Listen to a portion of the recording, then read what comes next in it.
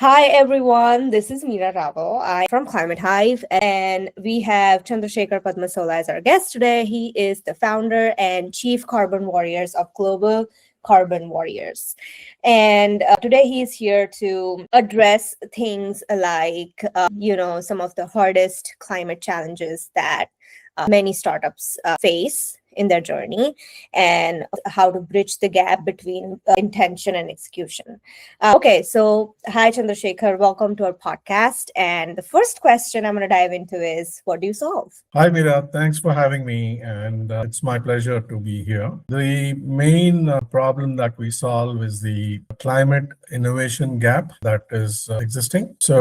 This climate innovation gap, or in a way, the innovation bottleneck, is the main hindrance for the startups to actually adopt ideas and nurture ideas. And these are the startups which need a lot of support, because if we are trying to combat climate change, it is the old technologies and the old business models won't work, which created the crisis. So it has to be definitely new technologies and new business. So certainly when it comes to that, there is the the conventional institutional model, the rigid model of selecting the startups and only certain level of startups make it very difficult for the ideas to be nurtured. So it is like killing the ideas even at the idea validation stage. So if everybody is looking for only ready-made startups, near revenue startups, then I think there is no real ecosystem for encouraging innovation. Right, right. And how do you think these problems kind of show up in the real world? And like, how do you work usually with these startups, and how do you see these pain points affecting them? The first symptom that we can easily see is over 90% of the startups get rejected in the incubators, by the incubators and accelerators worldwide, because Mhm. everybody is looking for MVP ready revenue, near revenue startups. So that is the Yes. first major symptom. When 90% of the startups don't get a chance to get mentored in any way, which means there's a huge pool of ideas lying out there, but nobody is interested to look at them. Right. And why do you think these problems are not getting acknowledged? It's actually the it is if you leave the climate part of it for some time, only look at the startups thing. I think only the COVID time or the pandemic time has taught us how powerful it is to leverage the virtual or the digital part of it. So earlier, so it is primarily by default, these incubators and accelerators have been operating in the older style. So only post COVID, people we have realized that most of the work that we do can be virtual. In fact. So the new thought has just started a couple of years back, and climate change has not been at least a problem perceived to be a bigger problem earlier before COVID, but post COVID, I think people have become more sensitive. Now I think both the problems have come to the fore, and it's looking worth solving it. Right, right. And I would love to actually know more about your personal journey as well. Like how did you come to, this aha moment that, you want to start something like Global Carbon Warriors? Sure, sure. It is quite interesting. In fact, my first good half of the career was in renewable energy sector, and that was my first half. And that was a time when people were not aware of solar power or anything related to it. The awareness was very low. That was the time when I was working with them and setting up solar plants in remote villages and remote islands of India, and where most of the time the last miles were non-motorable. And those hamlets which we powered, they have never seen light in their life in the night. So when we lit up their hamlet on the first night, the smile and the glee that you see on their faces is something which remained with me all my life. And when I actually decided to drop off my corporate stint and do something on my own, naturally, this was the thread which I wanted to pick it up from where I left from. So that is how and then of course, all through my career, apart from whatever the business and operations I was handling, I was always responsible for nurturing the new ideas and developing the new products and developing the new markets for it. So these two tracks have been there all my life. When there is nobody dictating you what to do, when you want to do something on your own, these two have become very predominant tracks for my life. Right. Well, thank you for sharing that. And I would also love to know more about how do you guys work with these startups? Like, what's your process and how do you solve their issues or how do you mentor them? Oh, yeah, definitely, Mira. So it's actually what we have seen is when we want to solve this innovation bottleneck, we first saw that we have to virtualize the whole process of onboarding the startups, or whether it is incubating them, or whether it is funding, or other, in the sense, the interaction with the VCs, and even post funding, all this process we wanted to virtualize. So by virtualizing, you're enabling the startup founder to be mentored from anywhere. So there is no limitation. So second thing is we said we would get the mentor sessions one on one, not one to many, because we wanted to really have that relevance driven into the program rather than just being at 30,000 feet level. So that gives us a chance for the mentors to actually perform business surgeries, real solve the problems, actually, really solve the problem, rather than just stay at 30,000 feet and trying to guide people from an arm's distance. So it is hands-on. So this, and then there's no qualification criteria. We have no qualification criteria. Anybody can join even at idea validation stage, which means they have enough chance for their idea to be tried out, validated. They are guided every step from each gate to other gate how to go without much of a hassle. Right, right. Thank you for sharing that. And then do you have like three to-dos, like the three things that any founder anywhere in the entire world that needs to know that they have to do before they get started on this journey from your own perspective as a founder? Things to do. Yeah, one is first thing is every one of us get ideas. Okay, so it is first thing is getting ideas is not a big thing, but which idea is the right thing to pursue is the important thing. And often, unless you take that idea and take it forward, talk to few people, and try to see whether it makes business sense or not, this part is a very important part. People often jump the gun. They just make a quick pitch deck or a document and start running around for funding. That's not the way.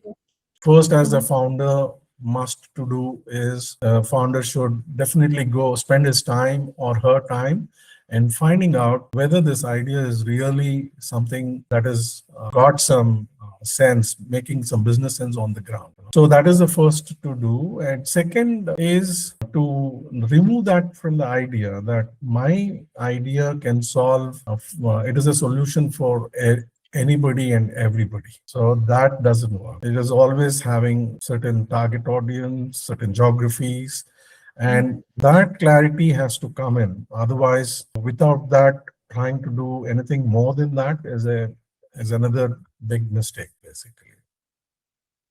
Right. And third is, of course, must to do is, again, it is a important thing. So out of all the things that you want to do, you have to pick one small piece, and which is usually we call it a low hanging fruit, and pick it up and try to implement that part and see how it goes. These are the three things which bring the founder from a concept or an idea stage to little closer to the reality. Right. And Chandrasekhar, when we talk about execution, what do you think is the first thing that breaks down when it comes to people who or founders who have no clue about how to show up, how to, especially like you said, it's a digital first industry, especially when it comes to climate and sustainability. So how do you think what is the first thing that breaks down when it comes to execution? Yeah, that's a good question. It is most often post funding. Most of the startups fail because they Mhm. lack the execution experience, right? Right. However big and great the strategy is, and the missing link, of course, is in execution. And the I think mostly in execution, first thing is you need to have a set of metrics that in mind that should be driving your operation. And if you don't have that in mind, then you're like a cannon going loose, basically. So you're all over and you have no idea what you're trying to prove or anything like that. So it's often we find the founders trying to do many things together at the same time, which should not be in a ideal situation. It should be one after the other. Like suppose to give the good example for that, a founder might try to start the operations in India at the same time just because there is an inquiry from, say, Middle East, then he or she would go about starting the Right. operations in Middle East also. Now it is like sailing on two boats. Neither of them you would be able to focus sufficiently, and they both are unknown devils, and enough surprises will tear you. Right. That's so true. It's about selective execution. Absolutely, absolutely. Right. And then you mentioned that you work with all kinds of companies, so they can be in any stage of their journey. Have you seen something specific, especially when you talk about entering new markets?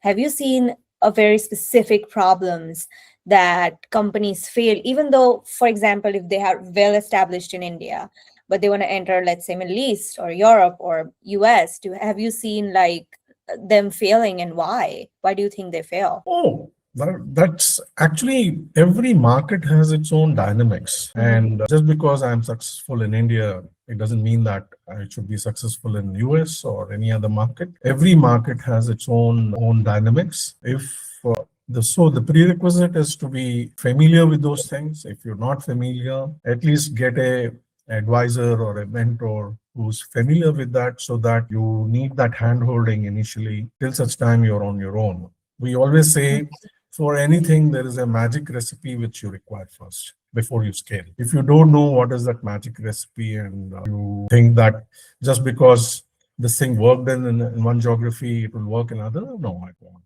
So different strokes for different folks. Absolutely, yeah. And then when it comes to your work with, Global Carbon Warriors, what do you think it's benefits them? Like if they work with you versus going about it alone, what difference would it make? I would love to know that. That's actually a very great question in today's scenario. Most of the places, either they are technology incubation is focused on, or Mhm. they are focused more on the acceleration part of it. So again, it is a one-to-many approach. So in the whole deal, the business part of it is missing largely, and we bridge that gap. We bring in that business oxygen into the whole thing. When I say business, we starts with having a seeing yourself from the investor's lens. That's the first thing, because you might be thinking of your product as a great product, and you will be so obsessed as a founder, but you might be missing the whole angle of how investor is looking for. In a classic example, by and large, by any startup, they will do everything that needs to be done. And if when they go to the investor is one simple question shoots it down. The investor says, okay, it's all good, but what are the entry barriers to this? I don't see any entry barriers. After 3 years or 4 years, you may make some revenue, as you may scale up, but somebody sees that you're making enough money and there are 10 more competitors who come in.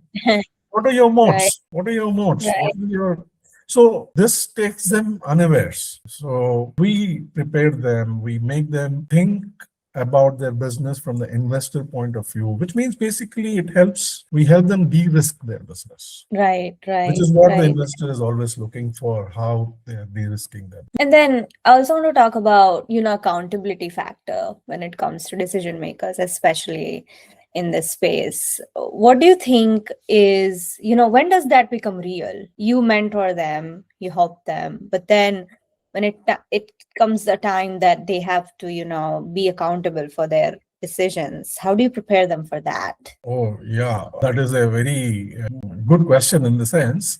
The most of the times when you have a mentor or somebody who is really taking care of you or issues, then you have the comfort of dropping everything on the other's desk and Yeah. thinking that they're taking care. So yeah, that is a constant thing that we have to handle it. But we have to keep on. It is just a reminder to the founder that, see, look, we are just here to advise you. You Hmm. have to take the final call. It doesn't mean that whatever we tell you have to take it. Because tomorrow, whether it is a failure or a success, it is you who have to take the credit, not us. So Hmm. I think it is most of the time it is more a reminder than anything Hmm. else, because they know anyway their sweat is on the they are sweating it out and their money is on the table. So, but then, yeah, in mentoring business, in consulting business, we just have to keep on reminding them that, see, look, we may drop off anytime. It is, we are only Yeah. trying to make you fish. We're not trying to get you the fish. Right. And you know what? I would love to know if you have like a real life story you want to tell us about a company or a founder that you think our listeners can get some lessons or takeaway from. Yeah, there is not one, but there are quite a few. But I think I can give relevant examples basically, because different situations we made difference in different startups. If first thing which I comes to my mind is, there is a founder who came and to us and registered with us and said, "I'm making a material. It is a alternative material, sustainable alternative material, which he's using for making the pens Okay. in place of plastic." Okay, that's good. Idea is great. So then he went on. He is trying to raise funds, and I said, "See, look, you are jumping the gun. You're not. You have to worry about how long does it take if you say establish a market of say $1 million first. The sooner you make $1 million market revenue, the established players like Camlin or Reynolds or so many others are there. How long does it take for them to actually do the same thing for you?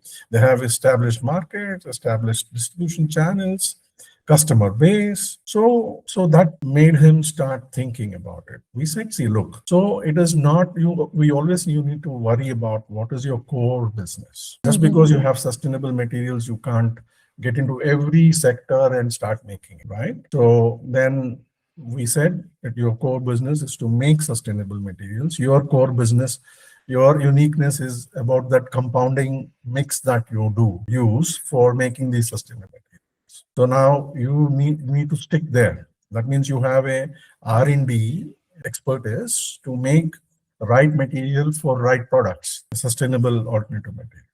I think that is a big piece of advice or a big piece of guidance for them to set your track right. Or else after going traveling for 100 kilometers, then you realize you're on the wrong path. It is going to be a very costly affair for them. True. So that is the beginning thing when it comes to idea validation aspects. Right. Yeah, like this, if you go beyond the idea validation, then the other big thing would be to decide your MVP. People often think founders' tendency is always to make it a perfect product and great product and include everything in and anything in that what comes to their mind. And we say, look. So one of the startups, they are primarily having an IT platform which enables the customers, the corporates, to track their supply chain traceability, basically. It enables traceability and also track the counterfeit products. But this man was he has got another 10 more things. So, and he wanted to develop all those things. So when you actually look at each one of them is useful for different set of customers or different target audience. Now, if you want to do everything and want to get into the market, then you have to focus on 10 different customer segments. You'll be torn apart. So we said we Yeah. limited that the whole thing and said, look, you should focus only on the target audience, this target audience, and just stay there on the traceability and the counterfeit part of it. And which we call usually the beachhead approach. So once you have established your beachhead, then you Mhm. can slowly start scaling up to other aspects. So like this, we have stories to share for every aspect of the journey, in fact. Right. Well, thanks. That was amazing and lots of takeaways for our listeners. So, and I think one of my last questions would be, what gives you hope when it comes to your work? One major positive thing that we all should be really hopeful about the climate part of the change that is happening about the climate is if you put together all the stats of the EVs that have been bought till today Mhm. globally, I think it is more than $1 trillion, more than Mhm. $1 trillion. Mind you, most of them have been bought by individuals, not institutions, Right. whether it is two-wheelers or whether it's four-wheelers, more than $1 trillion have been spent by individuals. What does it show? It shows the growing concern for the environment, growing concern for the climate. And it is only growing definitely by every day. And I think that we are all, by and large, somewhere we are conscious. Okay, there is a certain percentage of people who will argue against it. That's fine. We don't want to go by that choice. But this segment is growing by day, definitely. I definitely see a set of people who want to leave the earth for better to the next gen, actually. Right. Well, thank you so much. Thank you for being on our show and thank you for sharing your journey. And I loved having this conversation with you. Everyone, please join us next week. We'll be back with some new episodes. And please subscribe to our channel for some more exciting conversations. And I'll see you guys later. Thank you. Thank you so Okay. much, Mira.